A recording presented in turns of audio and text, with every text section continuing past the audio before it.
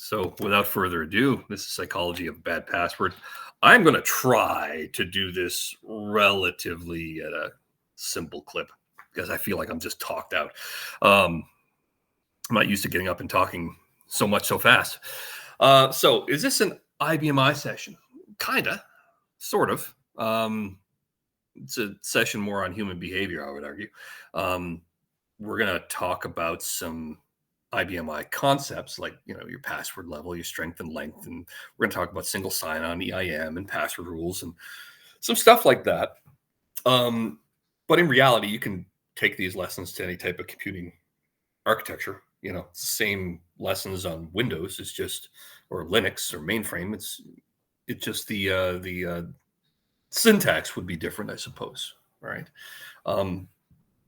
Because a password, length rule it's the same principle on any platform. You log into, any online banking, they have a password set of rules that they make you abide by.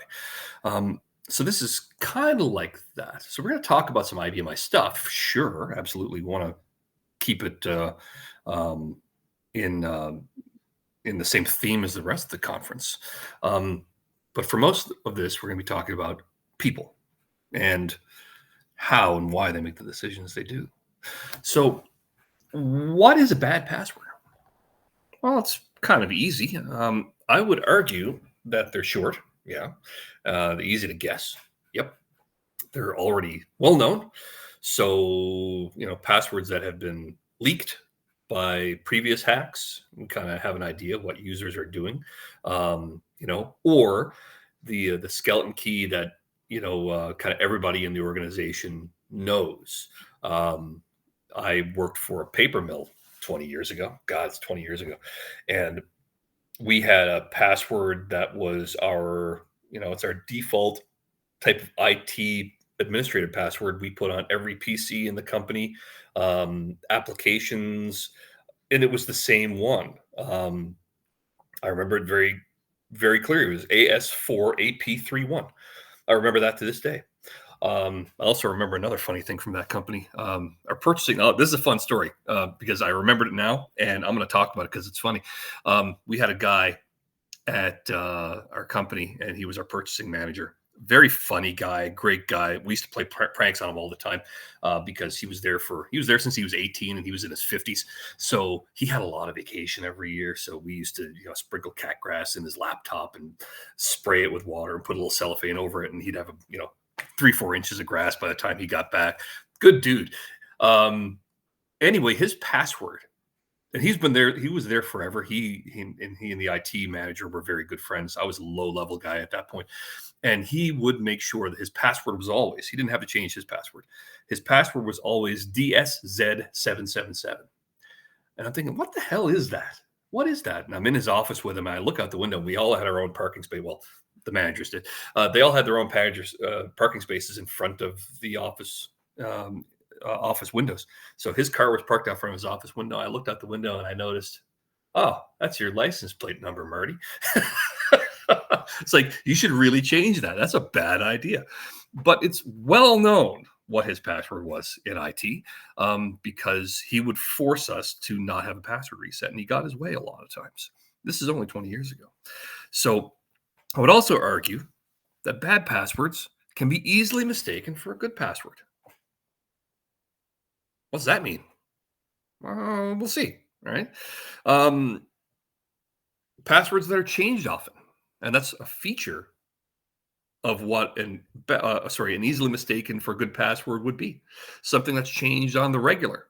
If you have a password that's, even if it's short or long, it doesn't really matter. If you're changing that password every week, I can guarantee you're jotting that down in a notepad file or you're writing it down on a Post-it note. People don't memorize things that way. Or if they are memorizing it that often, you could bet you there's a pattern to it. And patterns can be determined and they can be exploited. So if you have a very long password, I would, and that's how I used to operate as an IT director. If you wanted a real long password, and we moved you into the group where you can have very long passwords, then yeah, I don't mind if you don't change it for a while. That's cool with me because I know it's long. If you want to test your password, maybe not use your password because for all I know, like some websites could be cataloging this stuff. But take an example of what your password could be. Maybe the same, you know, maybe your password is canoe 557 asterisk. All right. Instead of using the word canoe, use, a different 5-letter word. Um, Canoe's 5 letters. Yeah, it's 5 letters. Um, Use a different word like table 557 exclamation point or whatever it is, and just see how weak that password could be. Um, this is a great site. There's some other sites that do it, but I've used this guy for years, and it does test against common patterns, dictionary, different words, and things like that in there, and will give you an idea of, will my password stand up to, a brute force attack potentially. Um, if your password can be hacked immediately or broken immediately, it means a robot can do it very quickly. If your password, if you're a lunatic like I am, your password is over 16 characters long, um, and all my passwords are. So if that's the case, and it tells you, hey, it'll take a robot, 6 trillion years to create, crack this password currently with current processing capabilities. It'll take, 1 trillion years. Okay, I think you're pretty good shape, right? So it's a very fine line between very easily broken and very difficult for a robot to break. So have a look at that. Just play with it a little bit. And I've got some old passwords in here. Now, we are all adults in this room. So if there's some, goofy words and maybe a curse word or two in here, I apologize. However, this is a matter of evidence of what has been pulled out of certain particular hacks, um, password dumps from companies that have been breached, and they have some hashed passwords using a very weak hash that get cracked.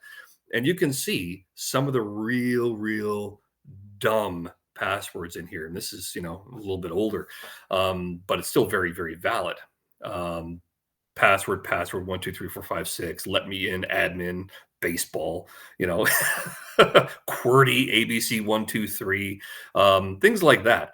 You're going to find a lot of stuff in here that's just some very, very basic information. These are weak passwords, so some of them may be a little bit long, but if you look at a password like, I don't know, 1 2 3 4 5 6 7 8 9 0, right, that's 10 characters. In the IBM I world, at password level 0, that's your maximum password length. Think that's a good password? No, that's an immediate entry password in the real world. Okay, because it is a pattern. It's sequential numbers. Um, Very simple to see that sort of thing. Even when people are trying to get, creative there while putting like a 0 instead of an O and things like that.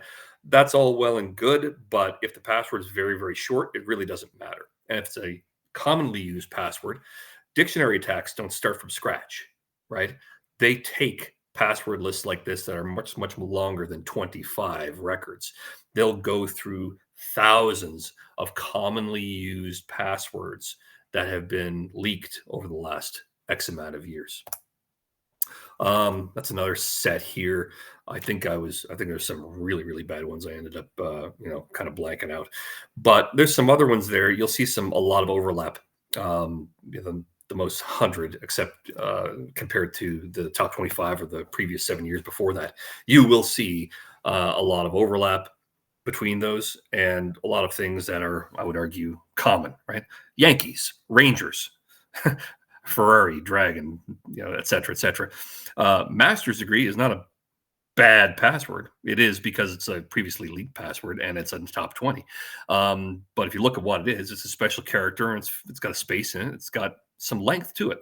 It's not terrible in terms of construction. Just the words that are there are not great because they've already been used. So why do we do this? Oftentimes because we can. All right. iOS for your iPhone, 6 characters is the default. You can still revert back to 4 if you want to. You can also turn your passcode off if you want to. Active Directory, 7 characters default. The last time I ran this presentation and checked, I think it was 2023, 2024, something like that. AD is the default. we recommend, I would assume most AD people will recommend longer as well, but that's the default. IBMI password level ships at 0. So 1 through 10 characters, your min and max capability is either 1 through 10 characters. And that's very, very low. To this day, IHG, okay, your Holiday Inn person, you have a 4-digit PIN number with your account. Oh, that sucks. LinkedIn is 6 characters. LinkedIn has been, breached more times than the average door. Okay. And some very hefty breaches too, where they lose millions of passwords and they're not hashed that well. When the last leak was a couple of years ago, their minimum 6, Uber's 5, Instagram 6, Netflix 6. And yeah, you could put a 4-digit PIN on your Netflix account, but big deal. It's still a 6-character password minimum to log in. The extra identification, it's kind of a 2-factor thing. You can log into Netflix and you can also, put a 4-digit thing, but that 4-digit thing is opt-in. It's not by default. You don't have to. You can. That'll help. But when services in the real world allow this kind of foolishness, it makes you wonder how secure your stuff actually is. And it also allows you to, how do I say it nicely? It kind of feeds the ego that I don't need to put in a strong password because it's only my Holiday Inn or it's only Uber. Okay, well, Holiday Inn and Uber both have access to credit card information, right? You do not want somebody booking hotels, at least I don't want anybody booking hotels under my name.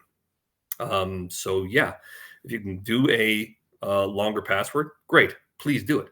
But you're being reinforced to make bad decisions. And these aren't the only culprits here. These are just some very high level examples of things that have been breached in the past. All right. Definitely LinkedIn, I think Netflix, but they allow you to put in some weak information that really it shouldn't be. The last one I had mentioned, LinkedIn, 167 million accounts, 117 million passwords. They were encrypted.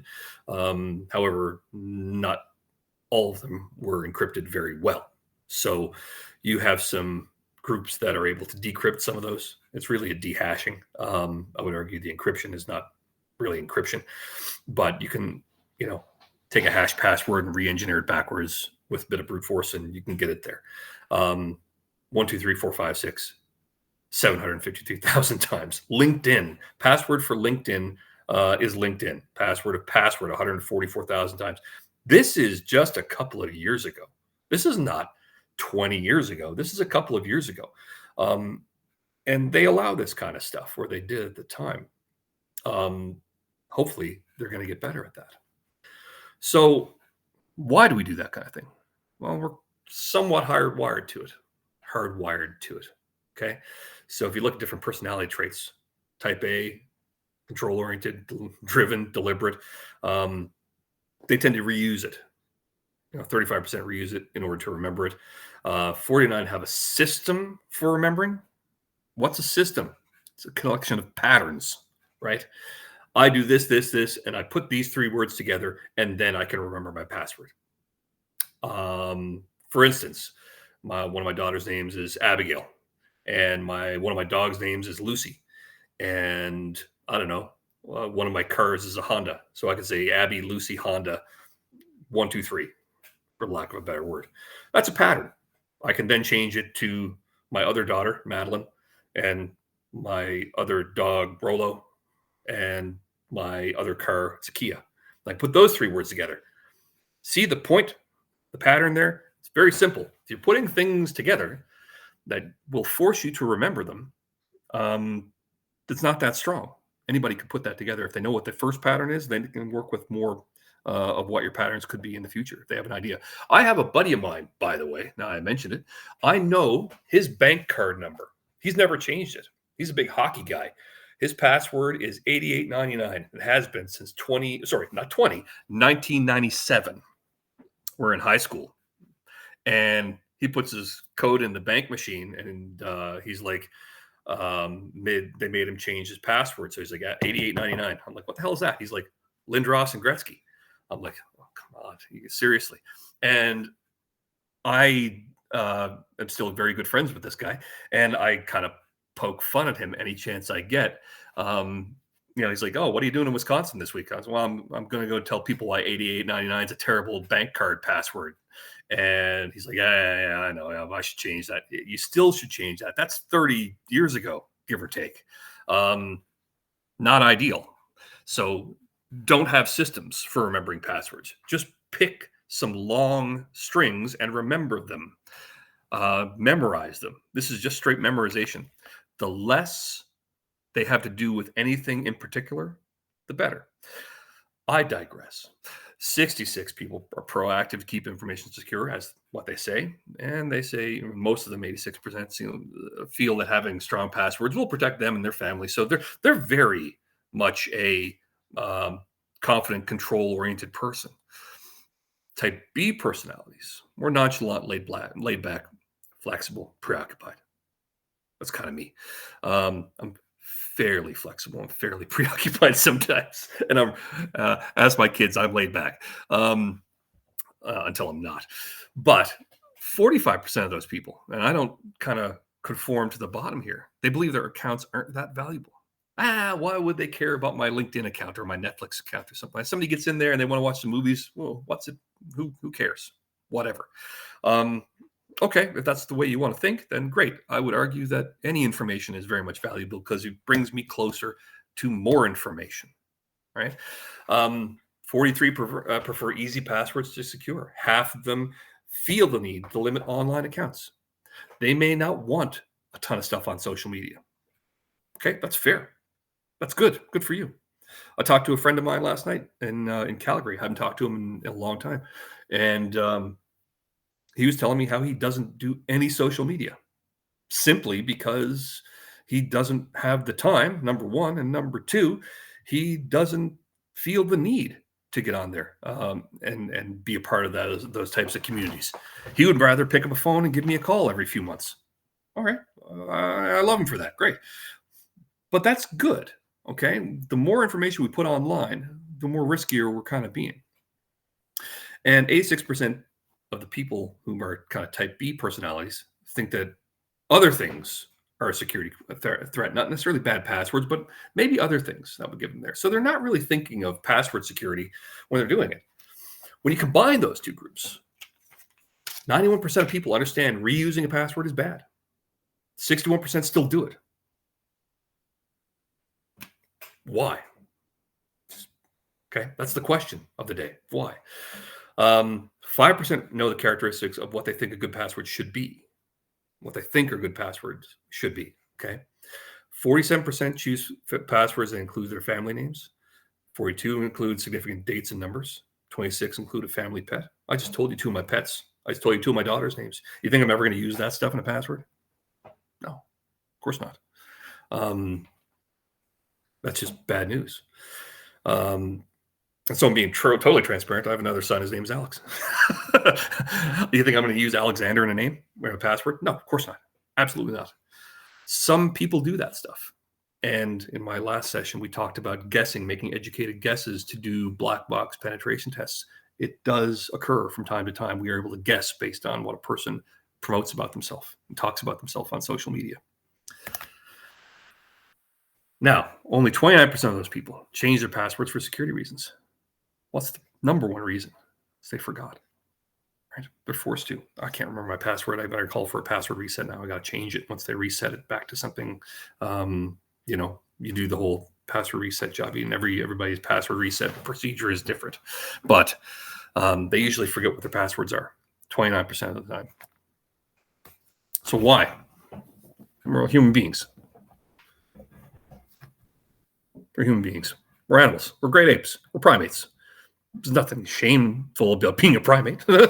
We do some really cool things, right? We put people into space, right? Primates are very, very cool things.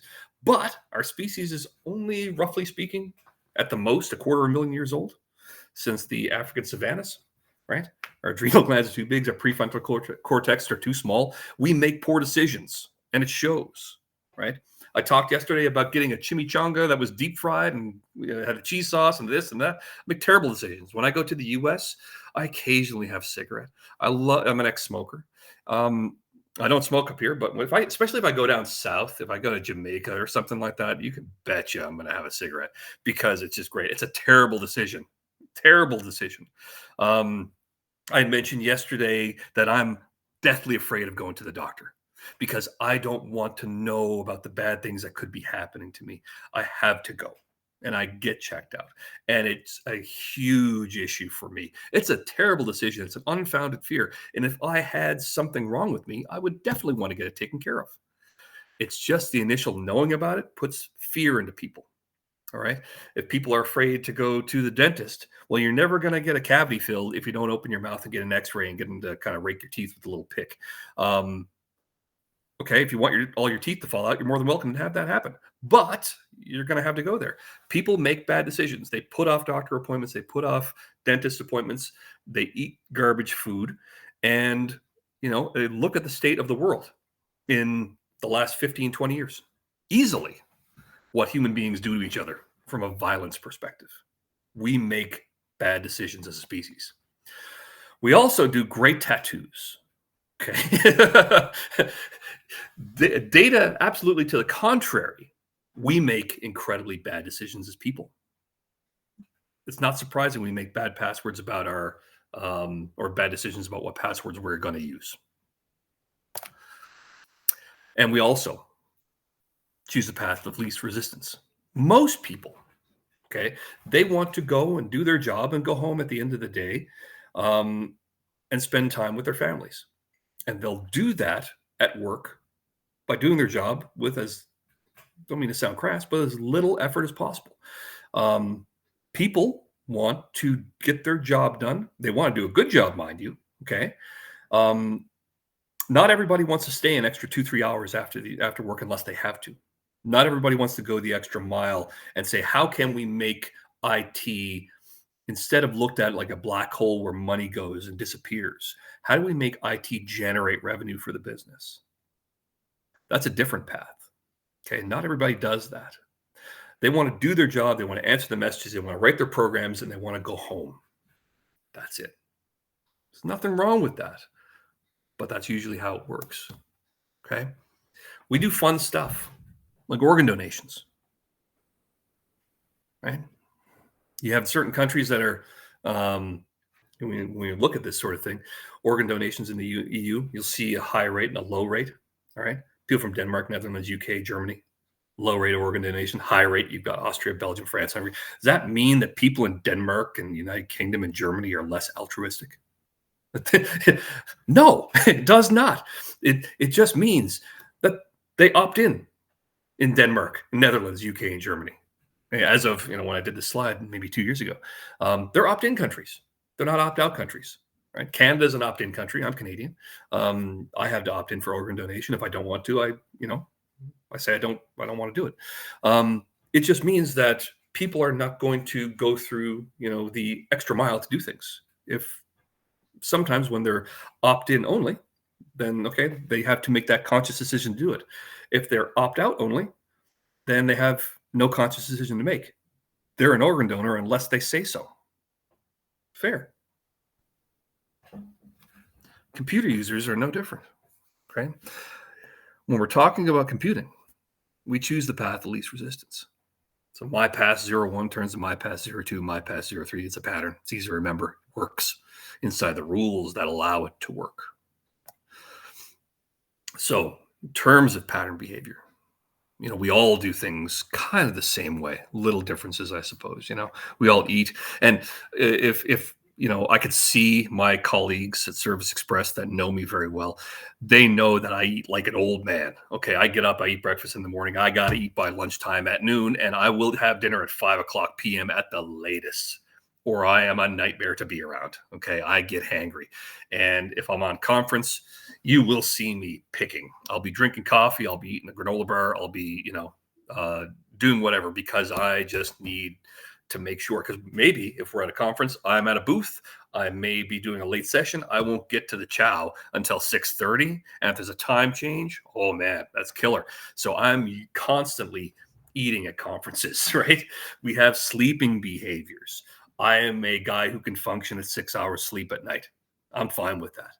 I'll go to bed at midnight, get up at 6. I can function that way. Some people can't. They need 8 hours. They need 9 hours. They'll go to bed at 10 and get up at 6, and they've got their 8 and they're happy. If they're up till 11, I have a good friend of mine. She goes to bed at 9:30. She gets up at 6. She needs way more sleep than I do in order to function for hers. But it's still a pattern, right? We clean, we speak, we do things very much patterns. When we're doing types of patterns, those patterns also translate to things that we do, say on a keyboard, for instance. Your standard QWERTY keyboard, right? QWERTY at the top.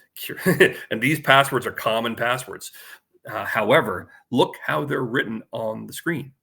You'll see the third one's a great example. 1QAZ 2WSX. Sorry, 1QAZ for my American friends, 2WSX. And I say ZZ top, right? I don't say ZZ top. But you'll see the patterns on the screen here and how this stuff is actually put together. Now, on the surface, 1QAZ2WSX is not a terrible password. It's only 8 long, and it looks relatively complex. People would say, how the heck do you remember that? Well, it's easy. It's bop, bop, bop, bop, bop, bop, bop, bop. Very simple. Number 10 there, that Q1W2E3 4R, or 3R4 rather. You got 4 and 4. Very simple. You got 4 and 4 here. You got ASDF when you're, and that's a terrible password, by the way. All of these are terrible passwords. So just know how things are put together.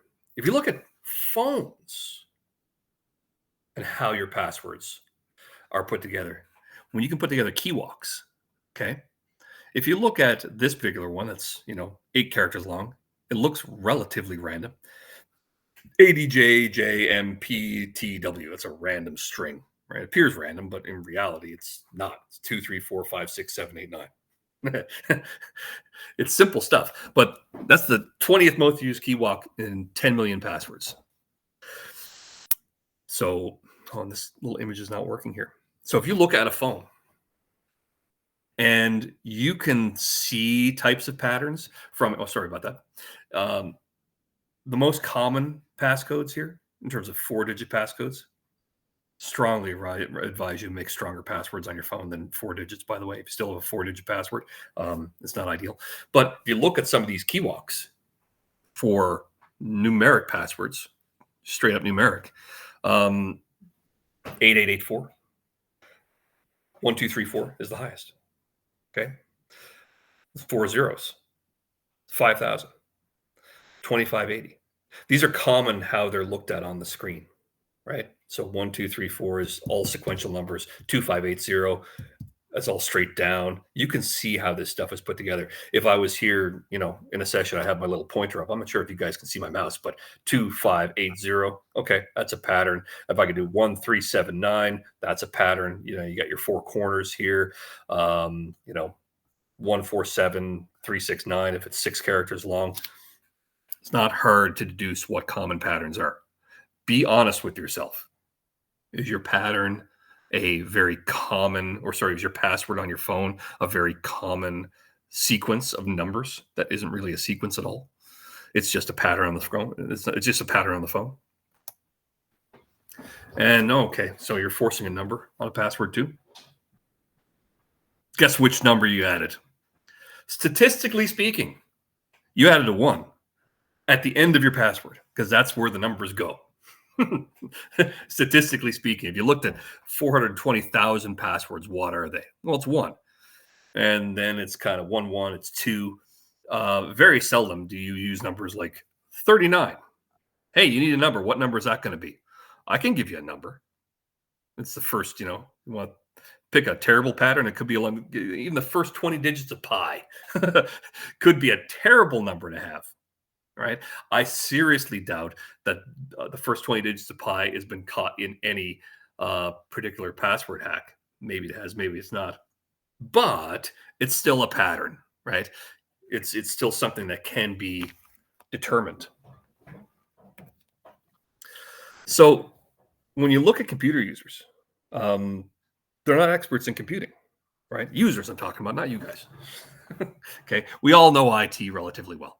Um, but how many outside of our IT users have actually received formal training in IT? Um, I would argue that it's getting better. You know, my kids now are getting, they're all teenagers, um, and they're getting some uh, education in terms of technology.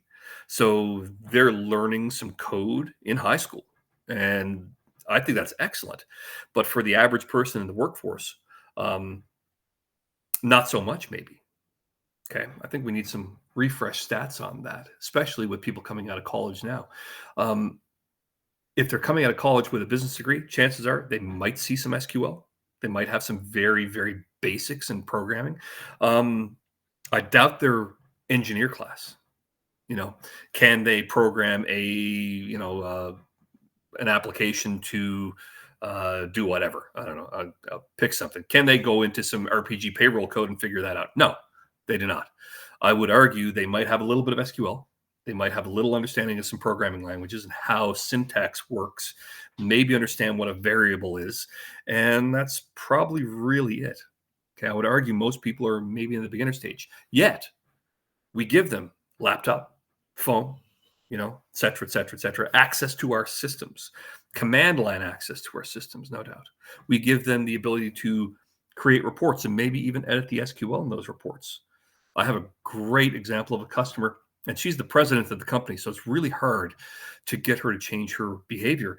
But she is famous for logging on the system, doing a star SQL, and then writing a query that somebody's provided, the SQL for a query. And she likes to riff on it a little bit. And every now and then she joins a file to itself in a manner where the query will never end. And it's just creating this gigantic file in Qtemp. And she's not going to wait all day for that report to finish because it's never gonna. And she'll walk away from her desk and do whatever, you know. And then by, a couple of hours later, we'll get their managed services customer of ours. We see their disk rising. Oh, they're usually around 60%. These guys are at 67 after a couple of hours. That's bizarre. What are they doing? It's probably, that president. Yeah, that's her. That's what she's doing. And you got to call and you got to say, hey, I think you might have created a query, blah, blah, blah, blah, blah. She's like, oh yeah, I forgot all about it. It's still running. Yeah, we'll kill that job because I think you might have had some, a little logic problem there. And we kill the job and the disk goes back to normal. That happens. She has no formal computing training at all. She's the president of the company with a little bit of knowledge and the ability to fill up her disk. She's gone home Friday afternoons, and we have to get on there and kill that job because by Saturday morning that thing would be, rebooting because it would have run out of temporary space or disk space, and with Qtemp, and that thing would reboot and come back up. We have to prevent that from happening. We still see that from time to time. We never let it get that far, but we still see it happening. So when we give people a little bit of training, it certainly helps, especially if people who may not have the most training in the world when they come into the workforce.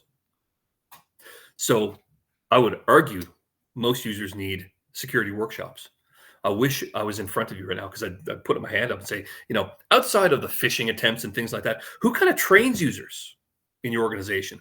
Do you give them security seminars? Do you sit down and talk about the importance of password security or answering the phone and giving people too much information when they call and they're doing a pen test? Or if somebody just calls and they start asking questions. I had a great call a couple of weeks ago from they were claiming to be my ISP. And they said, hey, thank you for being a customer of whatever the company is. I'm not going to say that. And they said to me, this is a sales call. If you have a couple of seconds for me, I said, not really. I don't have any time. And they kept on going, like often telemarketers kind of do. I've done that gig. It's a tough gig, so I have some empathy for those people. And then they dropped something that was kind of funny. And they said, yeah, we can get your cell phone service. We'll do this. We have a promotion on for this. And I'm thinking to myself, I don't have my cell phone through those guys. I have those from a company out west. And I started asking questions, and the more questions I asked, I realized these guys were not from my ISP at all. They were trying to fish information from me. They just took a random guess that I was a customer of these guys because where I live, there's really two options for ISPs. One is Bell, one is the team that I have that I use. So they just pick one or the other, and they, if somebody is a customer of one of those guys, then it's a 50-50 chance, and then they can keep going with the scam. So, you know, are people able to always defend against that type of thing? Probably not. I would argue not. And a lot of times when people ask you a question expecting an affirmative answer, most of the time people think there's nothing wrong with saying the word yes or mm-hmm. You can bet you that thing is recorded and they're recording your affirmative answers. So make sure that you know who that's coming from, who's asking those questions. Make sure that, it's one thing for them to say, you need to prove who you are. We need your phone number and your address and blah, blah, blah, blah, blah. It's great. Why don't you tell me how much my last bill amount was? What do I pay on a monthly basis? Right. Was the last payment paid at the what do you call it? The kiosk at the mall, or was it paid through my credit card, or was it paid through my bank account with an automatic payment? How was that coming through? They can't tell you that, man. That's probably not them. So you need to be thinking, and our users need to be thinking more offensively in terms of protecting themselves. And I think that a lot of people need training from that too. Talking about dangers outside laptops, USB sticks, things like that. I know I just got a new laptop from Service Express. I know for a fact in advance, I don't even have to test this, that if I tried to plug a USB stick in this thing, it will not do anything. It will pop up and say, that's not an allowed USB stick. You're not allowed to have it. And I think of myself as somebody who's relatively security literate. Company's not going to take that risk with me. Good for them. That's appropriate. We don't want things like that on our network. And I fully support that. Your executive teams needs buy-in too. I was doing work for a company a while back, and we were doing some security, call it training, I suppose, more kind of an enlightenment session on what they had. And the guy there, who's the IT manager, says, "Can we bring Susan in?" I was like, "Who's Susan?" He's like, "Well, that's our CIO, and we want her in here." Sure, let's talk. Let's bring Susan in. I would love her perspective. I would love to tell her some things and see what she has to tell me.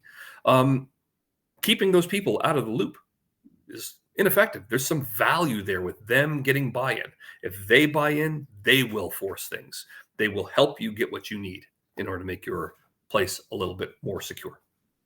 In addition to some education, users also have to understand things like business risk, cavalier computing behavior, like putting USBs in, like giving just anybody access to run SQL statements on production servers.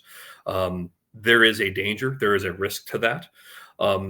They also have to understand what the risk is for IT to fix a problem. I gave a great example yesterday morning on the customer that opened the attachment. The guy left, went to another building. The whole IT team is in break fix mode for 12 hours. That's a huge cost in just manpower alone or person power alone. What about the business being down for that day? How much money did they use, or did they lose rather, in lost sales, lost production? You have a production staff of 200 people on a production floor building widgets, and they can't do their business, or they're on manual paperwork and it's slowing them down that they can't scan stuff into inventory of what you guys are making. It's a huge cost to them, and it might impede their production by goodness knows how much. What about the cost of reputation? That's another huge one. If you're working with a company, let's say, for instance, okay, I have, let's say I have a pharmacy, all right, and I'm using a pharmacy, and I've used them for 25 years, and they're great, people are nice, blah, blah, blah, blah, blah. I have a good relationship with them. We're on a first name basis. And I know that they get breached. Does that affect my opinion of them? 100% it does. It most definitely does. Not with the people on the ground floor, not with my pharmacist or the pharmacy technicians or anybody else in the building, but as an organization as a whole. They have my personal medical information. They have all my prescriptions that I've done, that they've processed from doctors or nurse practitioners or what have you. How do I know that stuff wasn't leaked when they got hit? I don't know that. Right? They can tell me, they can assure me all they want. There's still in the back of my mind, maybe I have my personal health information live on the public internet somewhere. That's important. Um, Great example. Another example of that is education. Last year, or maybe a little 18 months ago, I think it was, um, the school system here locally had lost because they were part of the Move It breach, right? So for file transfers, um, and you got one government department of education sending data to another part of the Department of Education in different buildings or whatever, and they were using Move It to do it. And they used Move It, which is a public service. They were sending government information. It's public school information here. So, and I have 3 kids in public school. So they were sending data potentially with my kids' information about it through a public service and another government entity or the same, a different entity in the same, education group was pulling that information down. Okay. My concern is why the heck is the Department of Education here locally? And this is a political issue for me here locally because I have things to say to my local politicians to say, why is our education system using a public service? Don't we spend enough money in tax dollars to give you guys the tools that you can send information securely from one building to another building without having to use a third-party provider? Now, there's nothing wrong with third-party providers as long as they're being secure and they're not breached. When they do get breached, that's when those questions come back in. Why should we be using that? Why are we doing it this way? That's a huge reputation problem for me and the school system here. I have concerns, right? And it will affect how I vote. What are they going to do to fix this and prevent this from going on in the future? I want answers. I haven't been giving satisfactory answers thus far. So it will most definitely, whenever we do a next election here, affect the way I vote. And that's important. That's a reputation issue.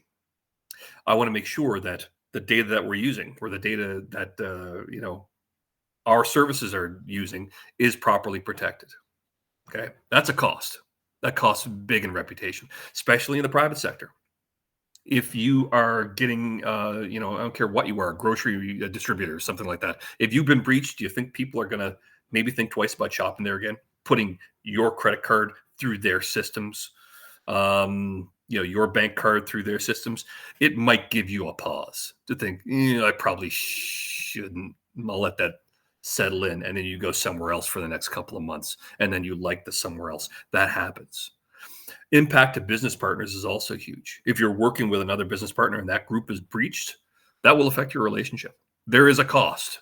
So long story short, when users are making the decisions that they do with limited information or limited education or wherewithal, they're just given the tools to do it and execute it. Here's your laptop, here's your phone, have at it.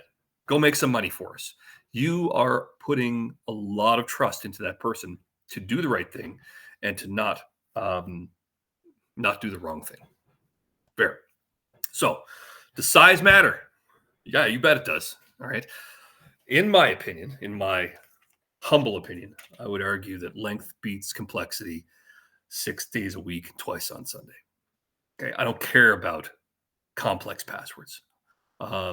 Personally, special characters, who cares? I'll do a special character just to satisfy the requirement. If I'm forcing passwords, I'll force a special character. I don't need to have a whole bunch of complex things in there. You see password generators, they put out this huge string. What do? You copy them. You might put them in a notepad file, whatever. That's dangerous. And people do that. They get around the rules. I don't like complex password generated passwords. If it's complex, users will feel pain. If it's frequently changed, users are going to feel pain. And they're going to try to do what users do, is get around the rules, write things down, copy things into something that's not a proper password keeper. Happens all the time. If you enforce rules upon rules upon rules, users will rebel and not play ball the way you want them to play ball. Okay. It will, in fact, force. The more rules you put in becomes counterproductive. The more rules you put in gives limits to the actual passwords that they're going to create for you. Think about that. If I'm forcing Special characters, forcing numbers. I'm forcing uppercase, lowercase. Okay. You're basically telling me the rules, the pattern that you want me to put in. And that pattern can be figured out. So if you look at some of these passwords, when we're talking about length beating complexity, X73, capital S, HG, percentage sign, that can crack in 2 days. That's a 7-character password. It's probably cracked a little bit sooner than that. This slide is maybe 2 years old. Principle of it matters, though. You can see the difference between one character. Throw an A in the middle of it. 2 days goes to 7 months. That's a lot. Throw a 9 after the S. That's cracked in 53 years. Compare that with a dumb thing, a long word, uppercase I, have brown hair. More brown than gray, still. I'm getting there, though. Cracked in 837,000 years. See the difference in complexity? And that's just a bunch of words in a sentence that make sense put together. I have brown hair with an O or a zero instead of the O. Cracked in 10 million years. I don't think I have to spell that out for you. So do yourself a favor. Pick a phrase. I don't think it needs to make sense. Pick, a phrase. Refrigerator, portrait, back door, puppy. Okay? Take 4 or 5 words that don't make any sense whatsoever at random. Memorize that stuff. If you can memorize that stuff, and believe me, I know you can memorize it. It's only 4 or 5 words. And put them together. That's your new password. Throw a special character in the middle of it. Put spaces in them to make it longer. Because a lot of people don't still today use spaces in there. If they want to pass-phrase, they have one big long string with no space. Put spaces in there. That way, you have some spaces. Maybe put spaces where they're not expected. Put LAM space P WINDO. So it's not the word lamp and the word window. It's lamb space P window. But for a fact that that's what that password would be. This one here, if I pick a couple of different common words, ironing board, lamp, window, TV, 7, right? 2 duodecillion years. That's a lot of years, right? Roughly speaking, the sun is going to burn out all of its hydrogen and become a red giant, expand, and nearly come to the orbit of Earth. We're going to be burned to a crisp in about 5 billion years. I think this password is going to outlast that by quite a few, right? That password is relatively secure. And that is just 4 particular words that you can put together, 5 words you can put together with a couple of special characters and a number in there. Easy peasy to remember. Now, from IBM I, what do we look at? Let's just be very clear on what this stuff is. So, and password level 4 is just difference in encryption and how the password is stored in the system. Okay, so in terms of length and strength, it really doesn't matter in terms of this context. But at password level 0 and 1, it's 1 through 10 characters. Password level 1, all that means is that I'm removing the old LAN manager network password out of NetServer. Okay, that's all that is. That's all the difference between 0 and 1 is. Password level 2 and 3 is 1 through 128 characters potential. Upper and lower case allowed. You have all the special characters that you can go at. Case sensitivity is supported. So password level 2 is heads and shoulders above password level 0, or password level 2 is way, way above password level 0. So I would highly encourage anybody who's on this that's currently at password level 0 to investigate going to 2. It's not difficult to get there. You just have to follow the rules. This thing ships at 0. Okay. When you're going to 2, you need to look at your QD sign on 2 display file. Okay. Don't change that on a whim. I had a guy ask me yesterday, hey, this was on a customer call, and he said, how do I get there to go to password level 2? Do I do this? And he's waiting for the yes. And as far as I know, this guy has a work sysval, QPWD level set. He put a 2 in front of it, and he's got 2 locked in here. He's ready to press enter, and he's waiting for me to say yes. I said, I will give you the answer if you can promise me you're not going to change it, right? Don't make security-related system value changes on a whim. Don't do that. If you're going to go from password level 0 to password level 3. Don't go in one jump. Go 0 to 1. Remove your LAN manager password. Okay, that's good. From there, go from 1 to 3 and put your new password lengths capability and strength capability in there by getting the password level 3. All right. How do we do better? Right. It's not too difficult to get a password brute force on IBMI. I don't do this, but it's not hard to do in principle. High availability vendors do this all the time. All right. This is how you get your password changes on the target side. I only got a couple of minutes left, so I'm going to breeze through this. Use Q password rules, right? It will force the ability to have, or the inability to have default passwords on your system by using limit profile name and all create change. You start using that, you will make things a little bit better. Analyze default passwords. Use it, okay? Run this thing. Put this in a job scheduler. Run it every day. It will send you a report or put a report in your output queue. And it will tell you any accounts that were created on your system that have a default passwords. Get in there and, first off, disable them. Then find out, do a work object on the user profile, see who created it, and they'll go crack their knuckles because we don't put people on the system with default passwords. Right? Right. Use a little SQL instead. I talked about this in Rapid Fire Admin. I have some more, riffing on that in there. Give me the authorization name, i.e. the username, status, if it's disabled or, not disabled, from QSys2 user_info, where the user default passwords start yes. And riff on that a little bit. I want to see the ones that special authorities are not null. Okay. Status is enabled.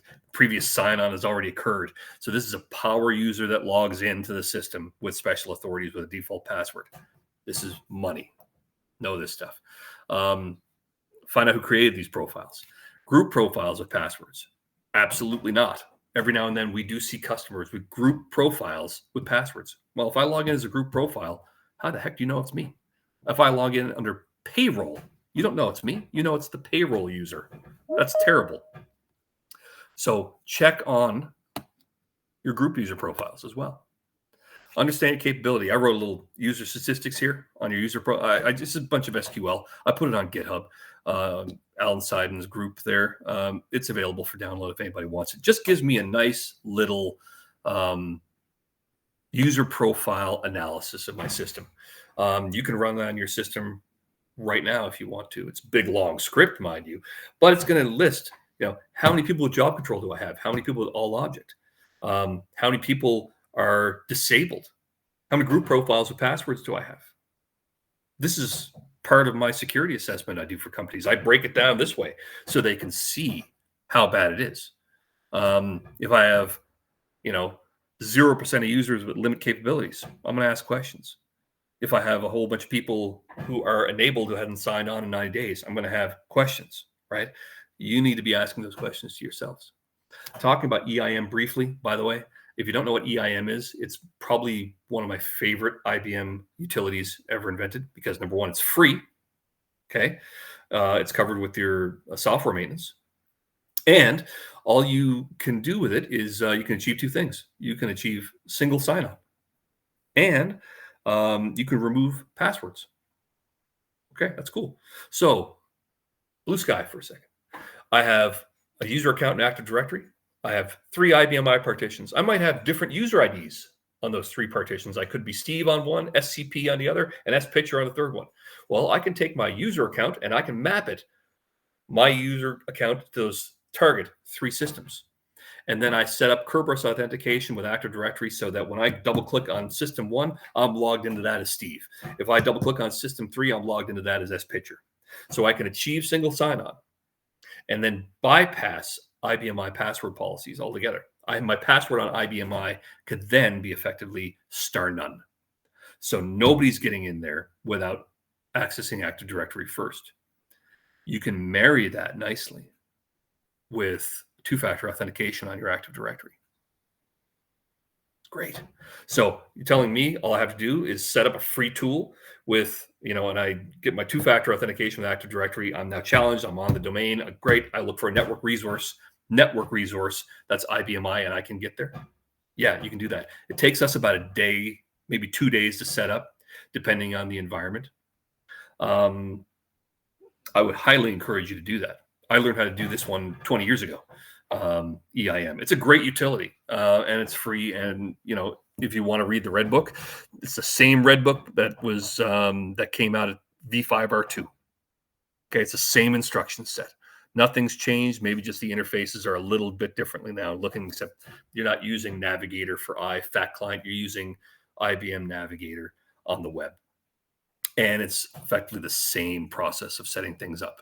So, highly recommend EIM and remove passwords from the equation on IBM I if you can. Try not to give users the ability to make bad choices.